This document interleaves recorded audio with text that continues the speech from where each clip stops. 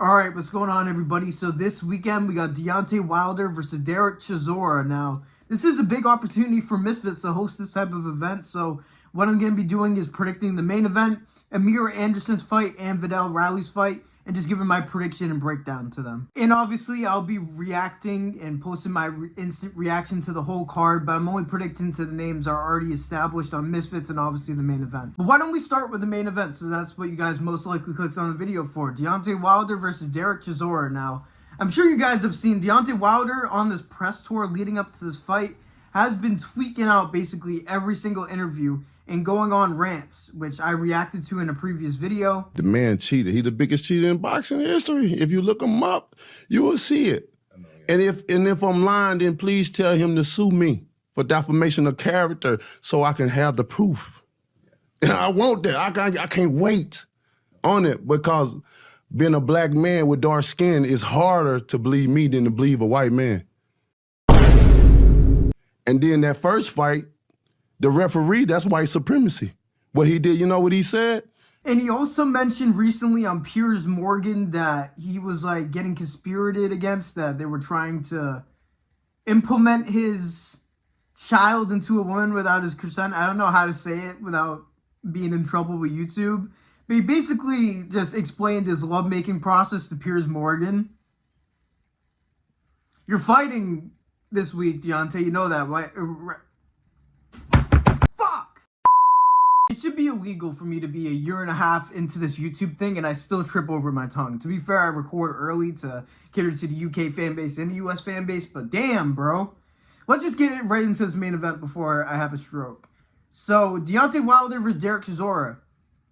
Now, is this entire crash out thing with Deontay Wilder, him being so on edge and crashing out in these interviews, is that a positive thing or a negative thing? Are we getting vintage Deontay Wilder where he swings hammers? Or are we getting Deontay Wilder that's on his back foot framing and shooting a right hand patiently like he did against Big Bang Zhang? Because in recent years, I know that Wilder went on a little run where he got a recent win, I believe. But against Joey Zhang, he was able to, he was framing more than anything. He wasn't ever working his jab. He was just framing, working back, and cocking his right hands. And he wasn't finding a lot of success on a very stationary target, Big Bang Zhang, where he was just walking him forward, very similar to what Dereck Chisora is going to be doing in this fight. Even though I think Big Bang Zhang has a major power advantage on Dereck Chisora moves his head more, and he changes levels. He throws to the body, then throws to the head, and he has a gas tank that is very good for heavyweight. He just throws and throws and throws and walks forward, which I think could cause some problems for Deontay Wilder if he's on his bike and moving back, because Deontay Wilder has a very wide stance. His footwork isn't bad or anything, but he isn't good at circling or anything like that. He'll get himself trapped in corners, and he doesn't really respond to those type of exchanges well. When he likes to let his hands go, he likes to be on the offense. He doesn't like to have his back turned. He throws a lot of slappy counter punches, because we know Deontay Wilder isn't the most technical boxer. And Chisora is a lot of things, but he's slow, he's sluggish, he'll walk forward, and he'll wing hooks and leave himself open inside the pocket for shots, and he'll take shots. And yes, he is very tough. I just don't know if he's going to be able to take the shots off of Deontay Wilder. That's going to be a whole different animal. It's whether if Deontay Wilder is going to be able to land those counter straight right hands down the pipe at close range, because he's so lengthy. It's very hard for those long guys to tuck in and land those close range shots. So I think this is actually a very interesting matchup. I feel like the knockout advantage is definitely on Deontay Wilder's side. Dereck Chisora has some very heavy hands, and again, he can make it look like he's going to the body. He loves targeting the body with hooks, and then you'll bring in a switch stance right hand. He switches stance mid-combination, so his punches can keep going and going. Again, the volume could be a major thing in this fight, and I don't think it's impossible for Dereck Chisora to win by decision in this fight. It just feels wrong to pick that in a heavyweight prediction, you know what I mean? Especially a Deontay Wilder fight, picking a decision. I don't know about that. So I think that this fight is going to be very similar to the Deontay Wilder versus Big Bang Zhang fight, because I think Deontay Wilder is going to be mainly on his back foot trying to find the knockout shot like really leaning off his back leg, framing, and trying to shoot it onto Dereck Chisora's chin. And to be honest, I think he's going to land it because I've seen Dereck Chisora fights where he just thugs in range and just takes shots and just puts on the pressure. Being the more active man is usually how he wins his fights when he doesn't get hurt. And I think Deontay Wilder has the power to get him hurt, obviously. I have faith in Deontay Wilder here.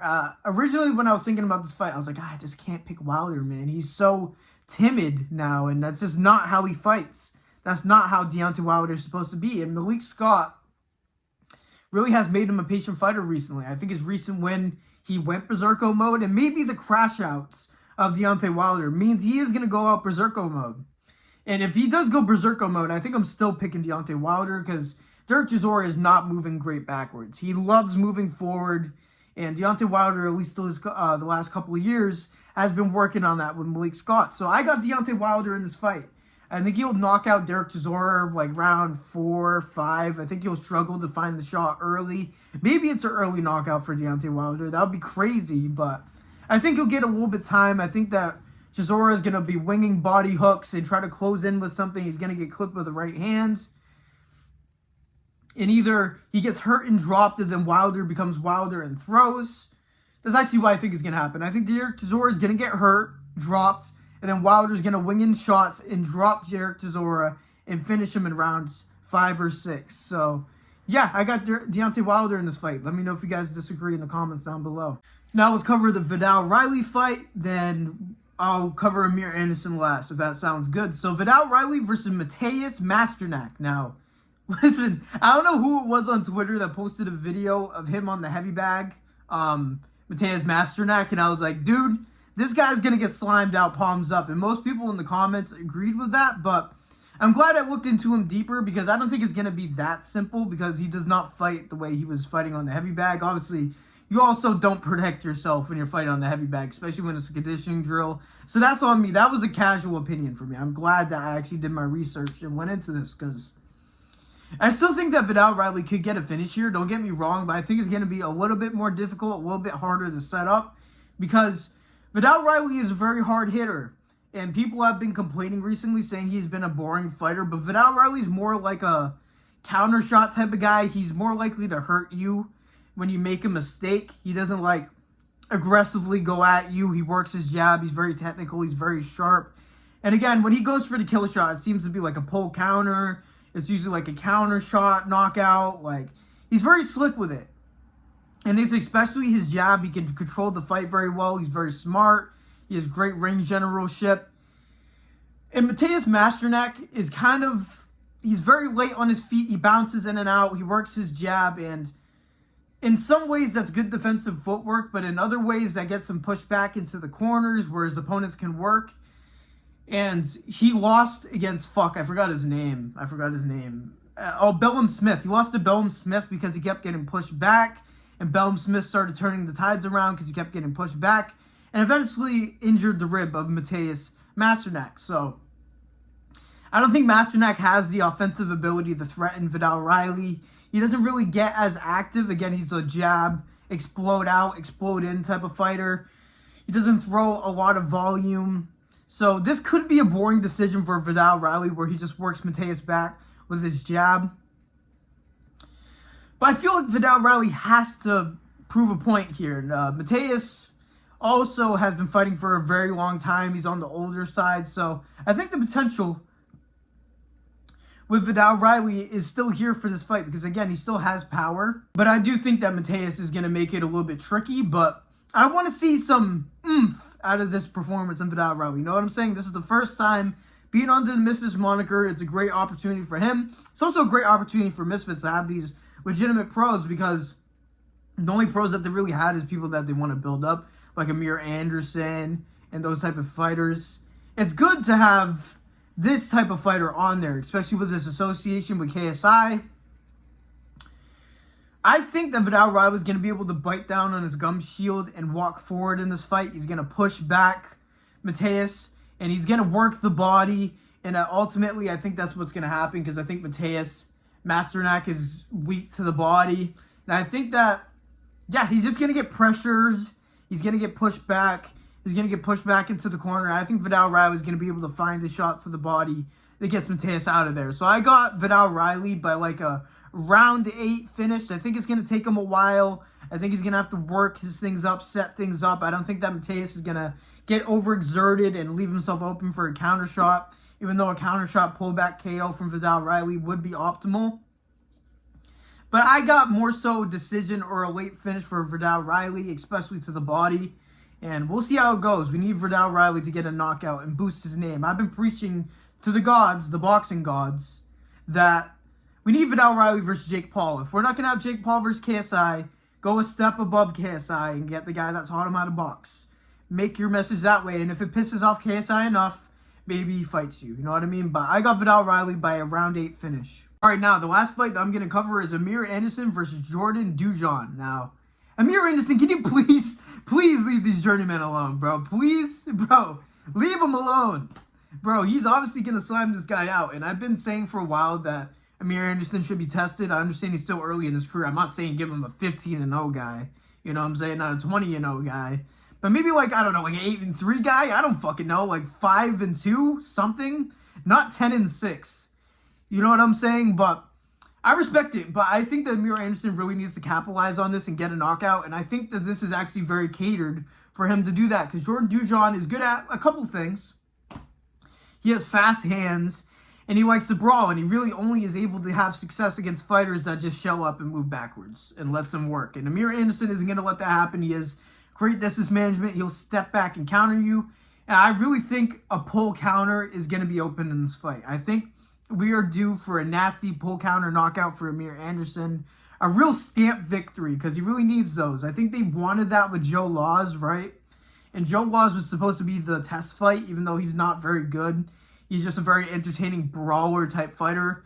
And I think maybe Dujon is maybe better than him. I don't know, to be honest with you. Joe Laws is a very interesting fighter in the way he fights, but Amir Anderson is too good, man. He's too long. He has great distance management. He works his jab. He's great in both stances. He'll rip to the body when he has you against the ropes. But I think this may be a little bit more different of a fight from Amir Anderson. Instead of him getting close and ripping southpaw combinations for the finish, I think that we need like a flat line. Because I think that Amir Anderson has that power and he has that ability. I think that Jordan Dujon is going to try to move forward as long as Amir Anderson isn't trying to smother him immediately. I think if Amir Anderson works his jab in both stances, works his jab upstairs, downstairs, step back, I think that a serious straight knockout shot is possible in this fight. I think that Amir Anderson could push him back and finish him, yes. But you could slime him out brutally if you get a counter shot. But obviously Amir Anderson's going to take whatever's there. Most likely fucking Jordan Dujon is going to move back and show up and get finished against the ropes like a lot of the opponents that Amir Anderson has, because he's very intimidating. Especially with his reach, he's very intimidating to try to cross that distance. Especially when he's so good in both stances. He's powerful in both stances. He's almost better in southpaw because his lead hand is so much more strong, his jab. Yeah, I think Amir Anderson is going to be a little bit more timid in this fight to try to set up a vicious shot. He could just walk him down and finish him like that. Again, I don't see that much success on the side of Jordan Dujon. 10-6. I don't know, guys. I don't know. I don't think he has a chance. But, yeah, I think Amir Anderson's long-range combinations are going to kill Jordan Dujon in this fight. I think he's going to snipe a counter shot and get him out of there in round, like, 2 or 3. I think rounds 1 and 2, he's going to be working his jab, try to set things up. Jab to the body, rip to the body, and really set up something upstairs because, again, we're due for a finish for Amir Anderson here. I think he is a very special fighter, but I don't think he's going to have that pull, like, effect until he gets, like, vicious knockouts. That's just how things work when you want to be a star. And he is the best Misfits pro that they have, 1,000,000%. He has versatility, volume punching. His variety with shots is nasty. He's really good body puncher, but, again, I think he has the vicious knockout power, too, if he just sits back and sets up a knockout shot instead of getting them out of there under his own power, just moving forward. So I got a nasty pull counter knockout by Amir Anderson in round 3. And I think this is going to be a very important fight for him, despite the lack of opposition. So those are my predictions for Wilder versus Chisora. This is going to be a very good card. This is a very stacked pro card, definitely the best that Misfits has put together. And I'm expecting a lot from it. And this is basing a longevity from Misfits that wasn't there before. The fact that they could host these type of fights is a very big deal. And Misfits Pro is legitimate at this point. This is a legitimate event. No matter how much people want to hate it and say that Misfits sucks now, it really doesn't. You guys are just impatient, if we're going to be real. But, yeah, even though I do miss the charm of the frequent influencer fights and all of this is good for the company, it's almost like they need more influencers, especially at the smaller weights, to knock out some streamers. I wonder who that can be. I'll do it. But anyways, make sure you guys like the video, subscribe, turn on all of that, notifications, all that. If you want to see more of me, the algorithm's been big hating, but sometimes with these Misfits videos, you guys show love. So I appreciate all of you, especially if you're watching at this point. You're big for retention. Shout out to you. So thank you guys for listening to me yap like usual. God bless every single one of you. And peace out.